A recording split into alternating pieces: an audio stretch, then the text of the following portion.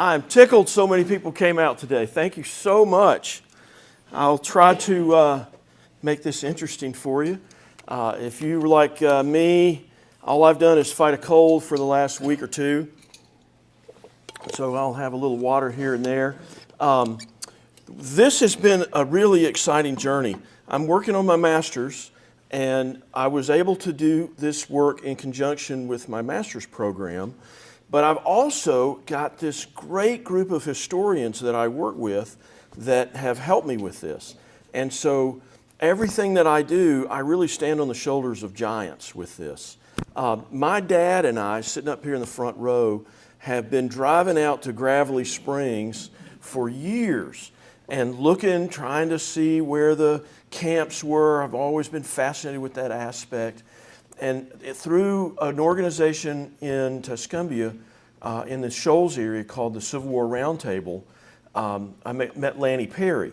And Lanny really kind of opened my eyes to the research he'd been doing out there and gave me the access to incredible research that we were able to kind of pilot and find out some new stuff. So what I'm going to do today is go through a little bit of the journey to get to this, and then talk a little bit about why it's important and what's going on with it. So without further ado, let me back up a second. You see all these guys' names? There's Lanny, Joel Mize, Greg Gresham, Lee Freeman, Jimmy Woods. Jimmy's out here right now.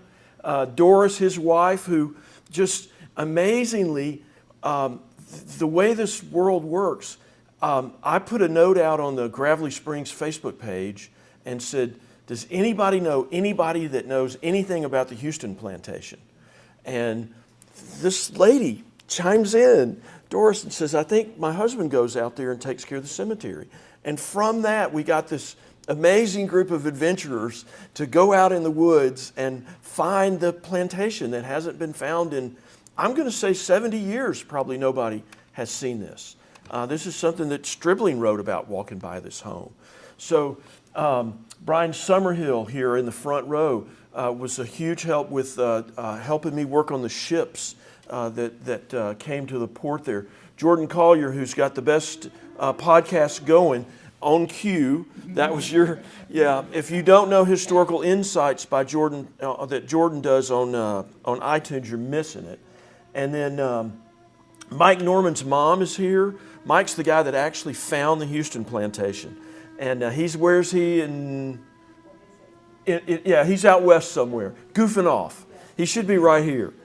So anyway, it's just important. And then Steve Woods is just, I mean, these guys were awesome walking out on this adventure. The Muscle Shoals National Heritage Area is the encompassing kind of National Park Service organization that we're working with and has commissioned me to do a series of paintings to tell the story of the Civil War in the Shoals, really from Decatur, Athens, to the Mississippi line.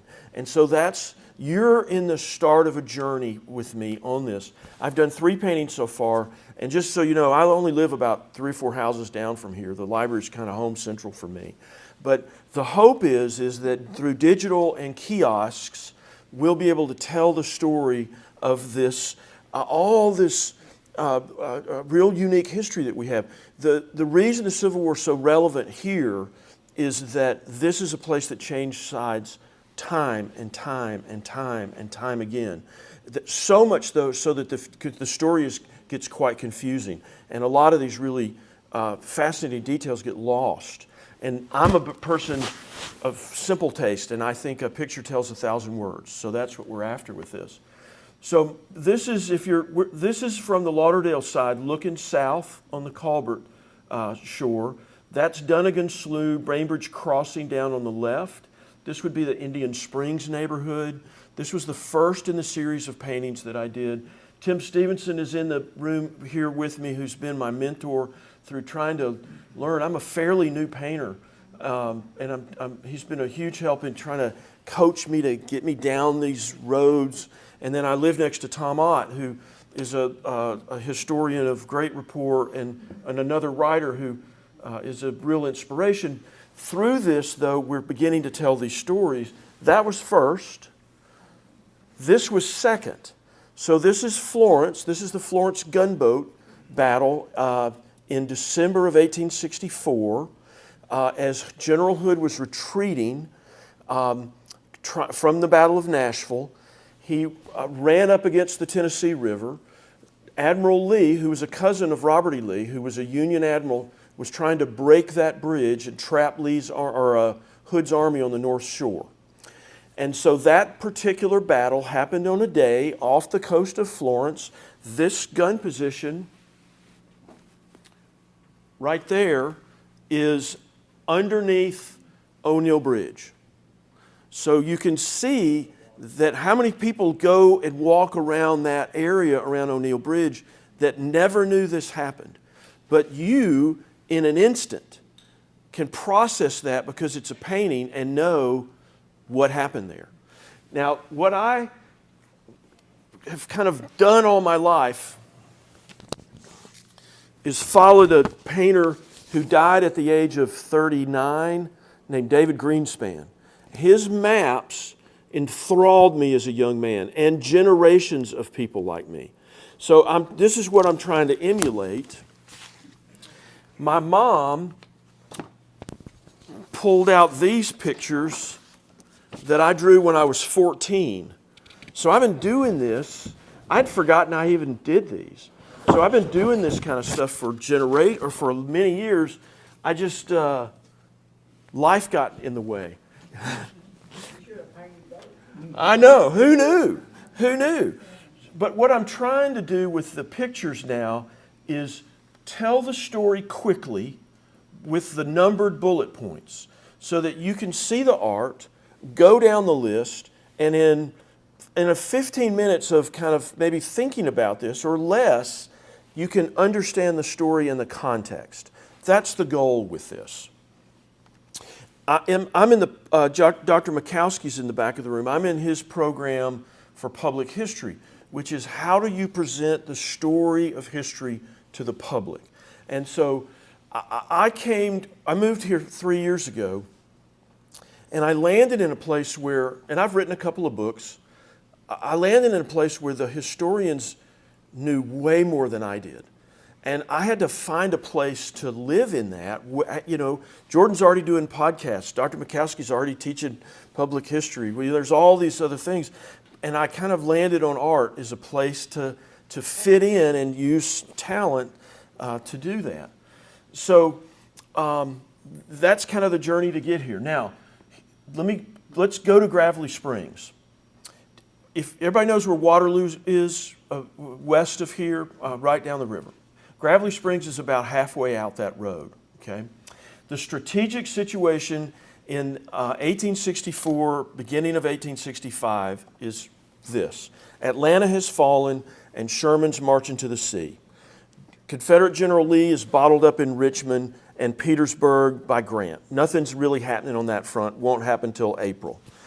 Hood has already invaded, he's lost Atlanta, he's invaded Tennessee, he's been thrown back from Nashville.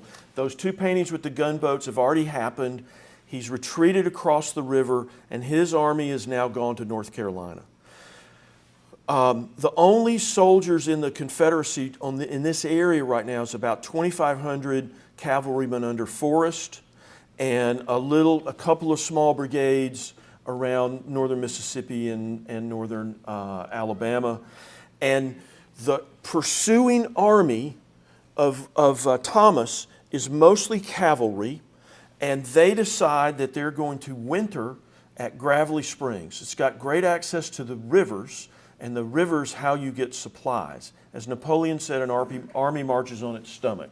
So that's why this giant presence of cavalry is there. It's right on the Natchez Trace. So as we think about telling the story, we'll come back to that. We've got really good sight to kind of tell that story. Now think about, as Jordan does a great job on his, going through the, what do you call those records? The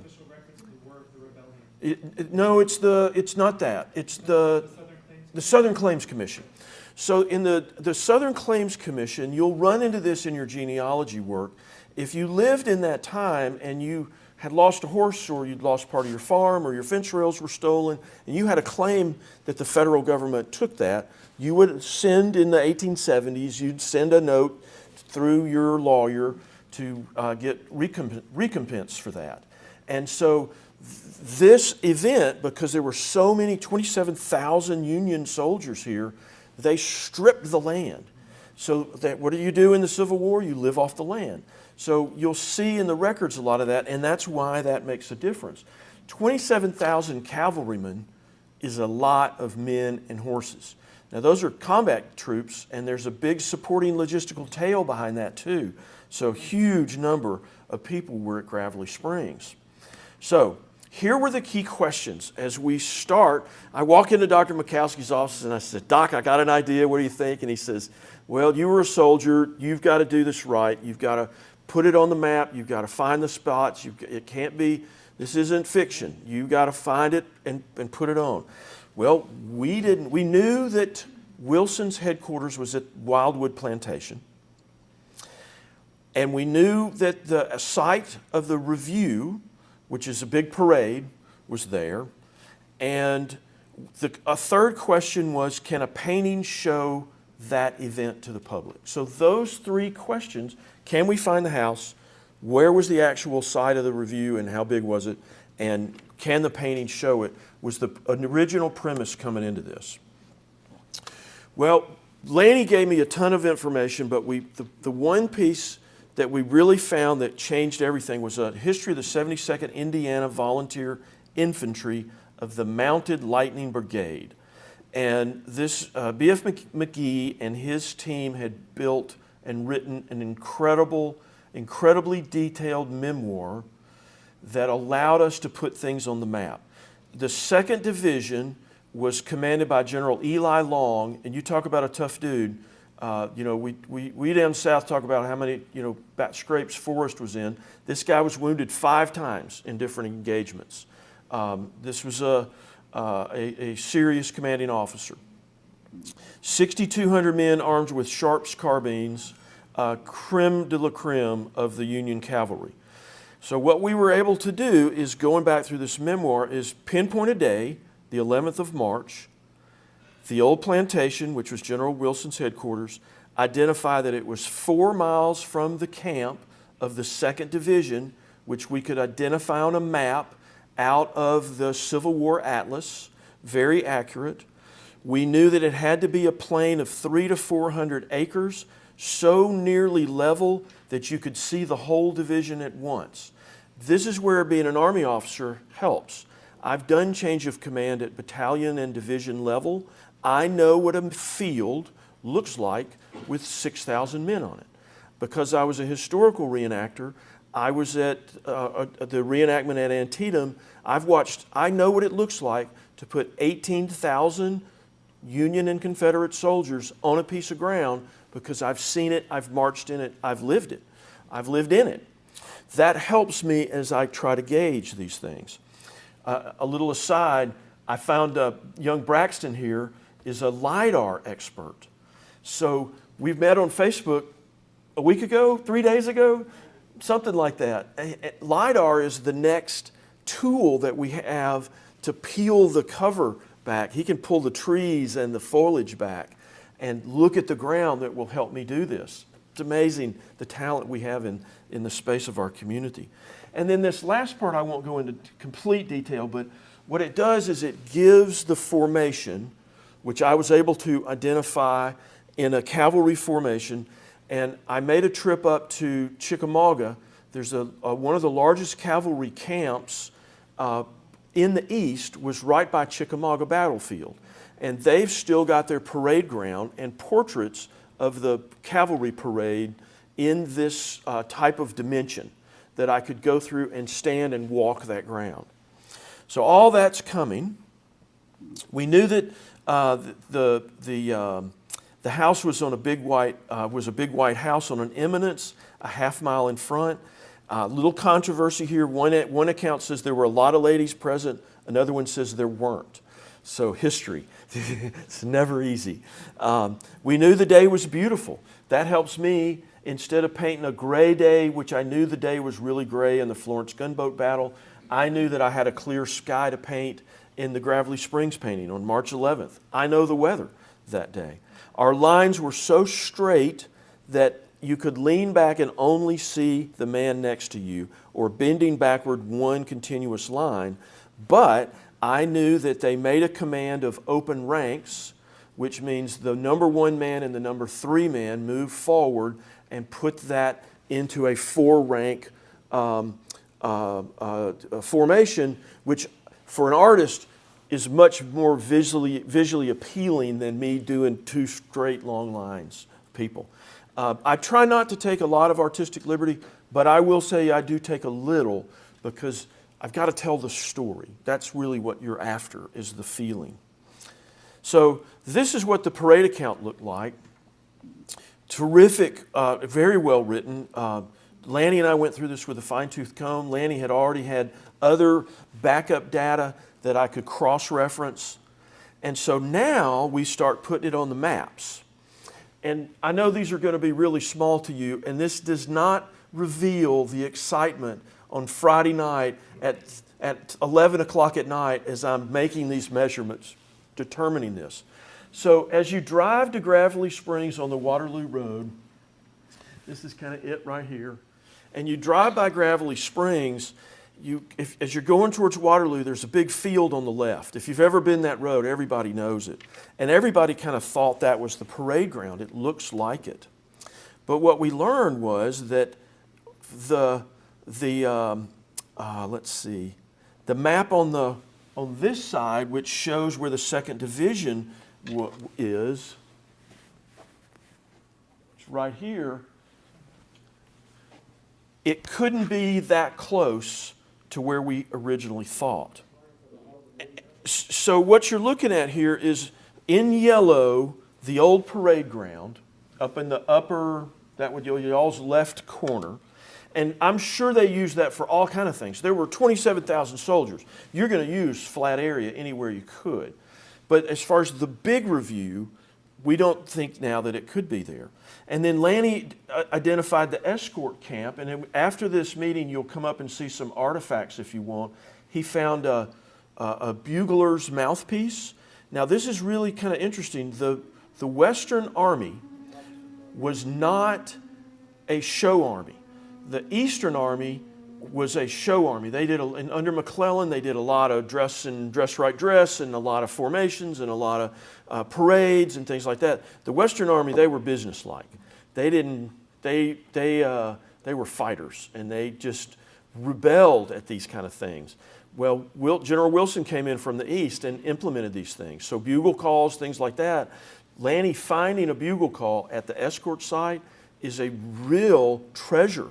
This will be in Pope's Tavern, connected to this painting. The original will eventually get donated there, and that mouthpiece will be with it, because that ties it all together. It's moving to us history nerds.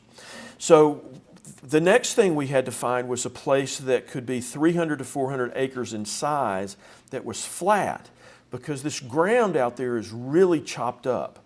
And we also had to deal with the fact that the Natchez Trace was built over this, or somewhere around there, part of it. So these are all things that we had to come up with, and we started laying maps and laying grids out, and then we kind of felt like we had a good idea of where it went.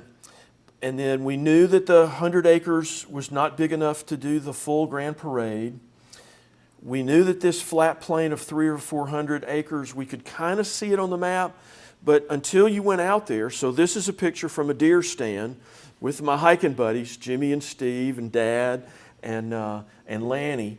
And you can begin to see now this flat plain completely covered in trees. Now LiDAR would have told us something different, but it's all covered in trees, and it looks like there's terrain in it, and it's not. It's just flat as a pancake going down all the way, sloping to the river.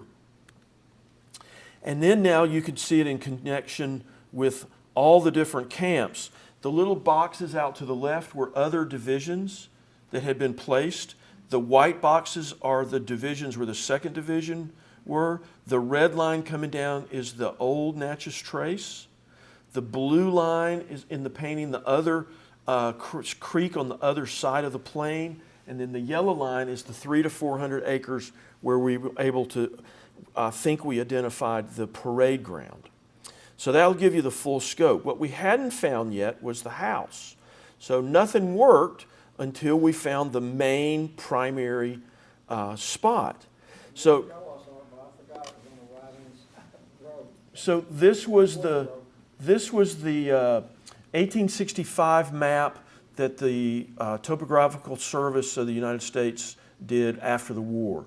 This gave us really good position of where the units were, and it also gave me houses. So if you look on the map, on the painting, you'll see two houses down at the landing that are there that I don't know what they look like. I know they're black boxes, and so I try to follow those to make sure the structures that were there match up. But it gives me great information about where the camps were. There's a little greater detail. And then this came from Facebook. And then I came down here and talked to Lee, and I said, Lee, everybody's in the Gravelly Springs, Waterloo area is telling me that this is the house. Can we identify it in a book here in the library? And Lee Freeman and I went through and decided that, and found reference that this was Wildwood. Governor Houston, governor of Alabama's home, was burned in before the 1900s. And it was a 3-story brick structure. The photograph came from Jimmy and Lanny. And we knew that this was about 13 miles west of Florence. Came out of historic Muscle Shoals. There's an extensive bibliography that comes along with this too, that will get attached to this painting when it ends up at Pope's Tavern. So here we go. We're off on our big adventure to try to find this this map. Who's gone out hunting for cemeteries before? This is a crowd that absolutely has done that. It's really it's great fun. It's quite an adventure to go see that. So what we did, I looked at the property maps. The lady that you called. Yeah, Doris is here. Oh, no. Yeah, she's here. Absolutely. You know, we trying to set this up. Doris was able to, raise your hand, Doris, because you were such an integral part of this. Doris connected me with Jimmy and Steve and said, look, these guys take care of the cemetery out there. Can y'all take this moron, this knucklehead? I met him on Facebook. He's probably an axe murderer. And can y'all take him out into the cemetery because he's looking for the Houston house? And they did. And so we were able to do that. And go on private property. It's owned by a gravel company somewhere out of Sylacauga or something, and go find the cemetery. So they took us out there. It wasn't too overgrown at this point. It was very close to March. Dad and I were going out there often, crossing the river, taking photographs back. I was taking pictures. I took 100 pictures around this area, trying to make sure I had the topography right, the hills in the background right, and I wanted to capture it in March. As Tim will tell you, you've got to go to the ground when you're painting, you know, scenery. You've got to know what the field looks like at that time. So anyway, we found the cemetery. We were walking down the road. It began to line up with this map here of you know the kind of the existing trail network of where we kind of thought the Houston house was. And then there were a couple of things on the Lauderdale County parcel viewer that I used that gave me some idea that the house might be around there. And then we found a tombstone with the name Houston on it. That's a big clue. And we found a little road that, you know, and I kind of was drawing this over a topographical map. That's kind of what we learned to do this on in the Army, is topo maps. And you can see the existing Natchez Trace arcing through this. And you can also see those wide lines means that there's not a lot of slope there. That's pretty flat terrain. As the lines get closer here, that means you've got more deeper cuts where the erosion has claimed the ground out of that. So here we go. We were kind of concentrating on one side of the road. We go to the other side of the road, and the first thing we find is I think Mike found the well.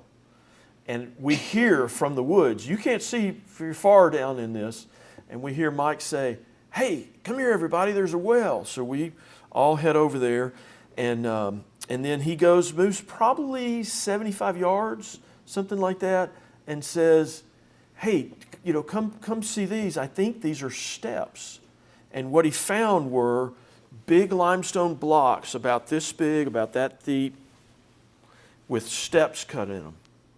And there were two of them, and it looked like they had angled out perhaps in a fire where the porch had collapsed. And then you couldn't really tell that this was a building, right guys? I mean, you had to kind of walk around this now, and as you began to walk around it, you began to see the outline of the shape of a good-sized house. And I've got a picture there, and then if you come up, this is a brick from the Houston plantation.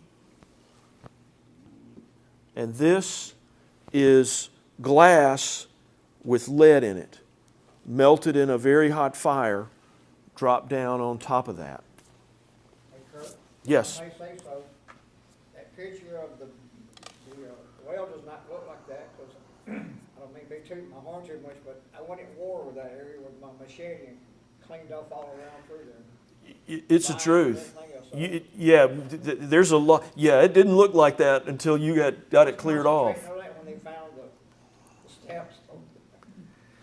What this allowed me to do then was position the painting, and really at this point, this is about a month and a half, 2 months into the project, that I could begin to start putting paint on canvas.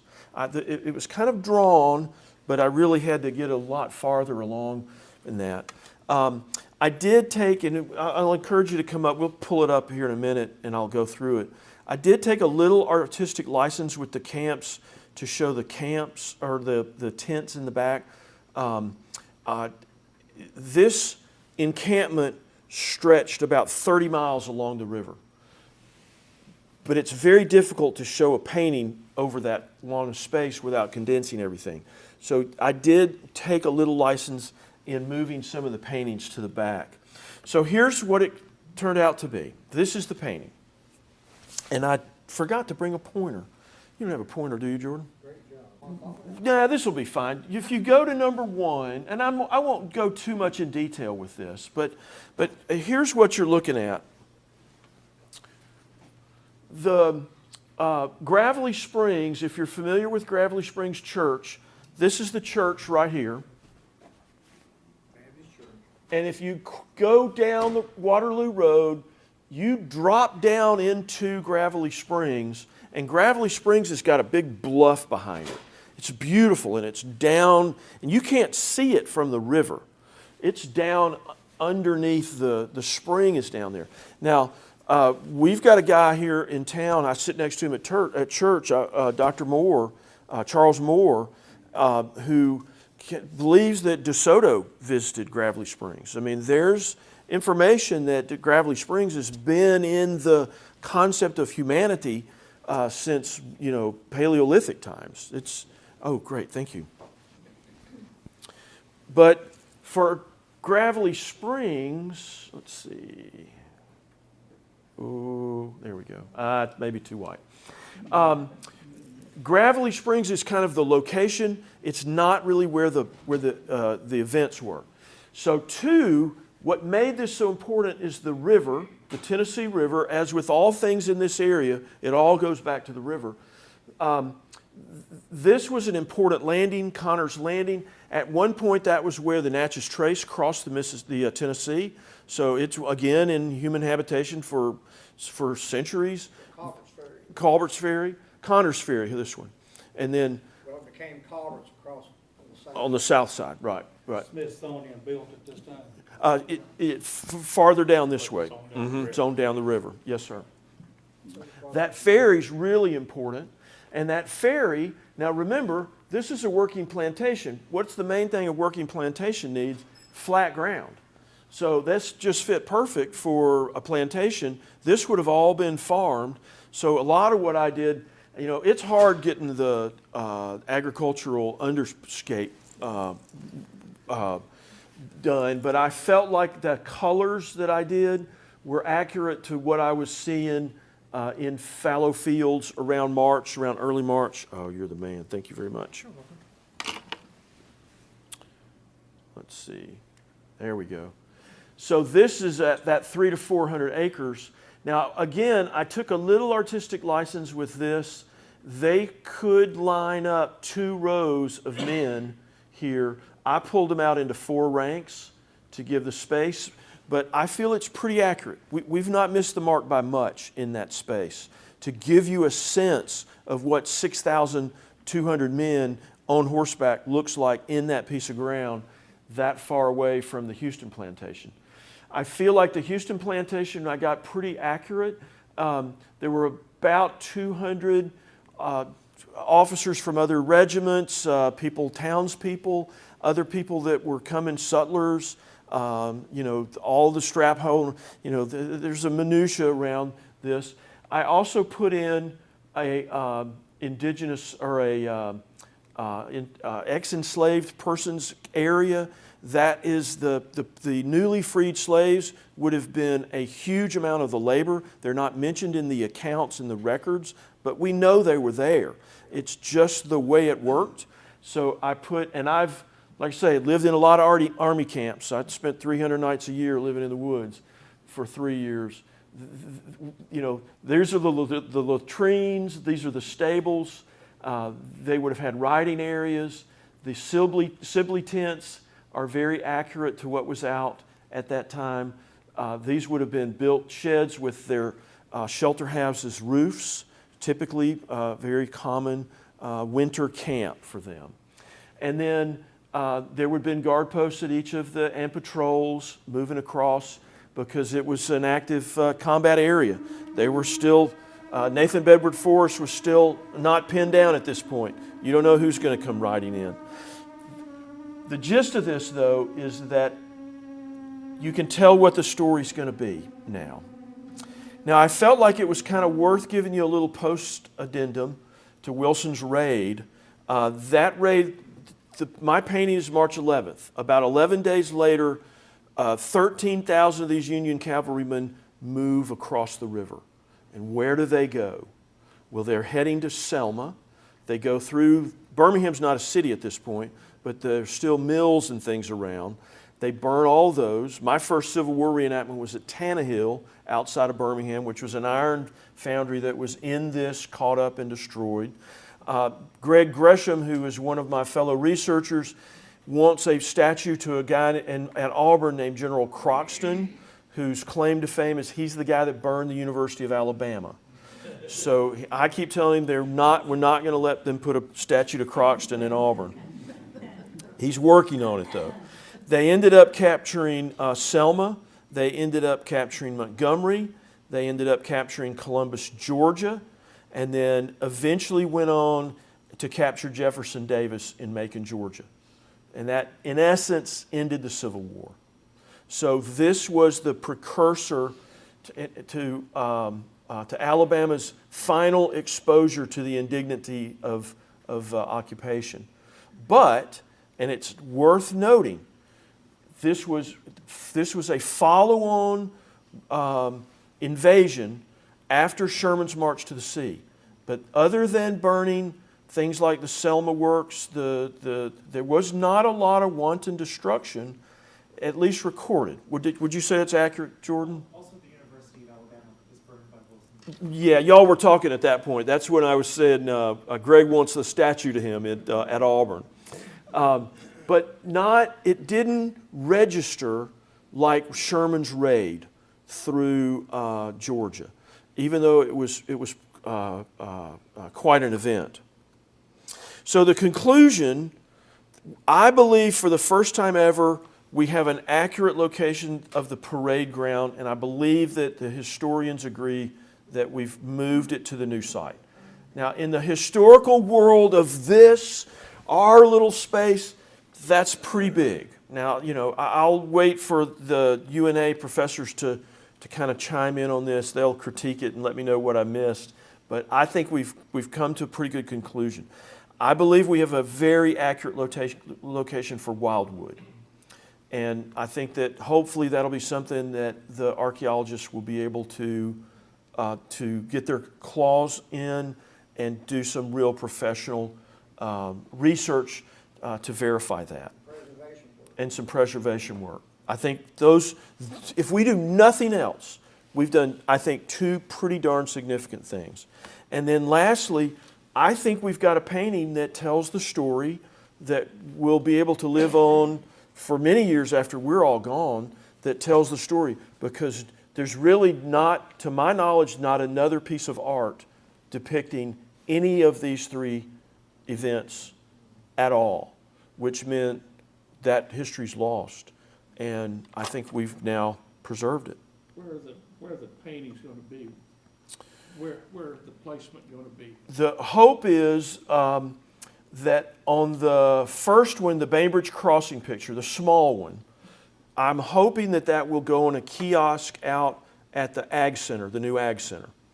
Would be, to me, a good place for that to give an idea. And then perhaps over on the Bainbridge Springs side of the river.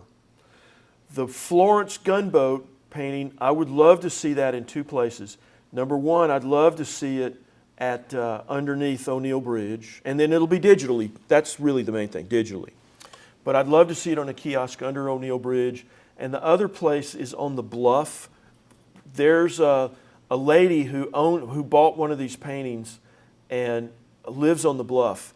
And I can't wait for her to get in framed right now to see that picture looking at the current place. Old McGee House. The old McGee House, yes. And then the amazing thing that we've got for the Gravelly Springs painting is the Natchez Trace, because it runs through there, there's already a pull-off. There's already signage telling the story of Culbert's Ferry, and literally you could put a sign for next to nothing that people are already standing at on the south side, on the Culbert side, and that line of hills, Dad and I matched it up with your Mark, Dr. Mikowski's grid system to line those 5 hills up exactly so it layers right over that and you can see it. So the point is, all these places are places that people are going to go to see history, and we think we've got great spots for them to go there. Yes, ma'am. Like a kiosk, Kurt, are you talking about a place where there's a QR code or something? I don't know what a kiosk is. A kiosk for me would be like a marker, like a flat paneled marker. You walk up and kind of like a history marker. Yeah. What I also envision, hopefully, that the story, because some of the places are not going to be so accessible. The next one that I'm working on is probably Little Bear Creek that Lanny's map has done. The marker is just in, it's not even placed yet. That's an inaccessible place, but a really neat story.